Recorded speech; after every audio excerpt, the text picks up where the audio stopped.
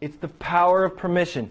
No longer can you interrupt me. See, and that's what's terrifying the Coca-Colas of the world and the big brands of the world, because they know that the old way isn't working as well as it used to. And the reason is because instead of listening to the radio, I'm listening to my iPod. Instead of watching regular television, I'm watching TiVo, or I'm using Netflix and watching DVD. We're inventing technologies that allow us to circumvent marketing messages that aren't valuable to us.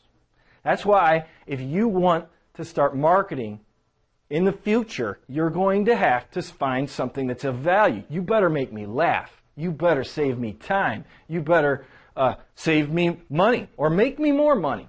But you better do something valuable, or I'm going to find a way to circumvent. Think about how you could provide something valuable to your customers and prospects and use it as, and the creation of that content can be written in your books as a marketing cost, because you're marketing by generating good information for your prospects and customers.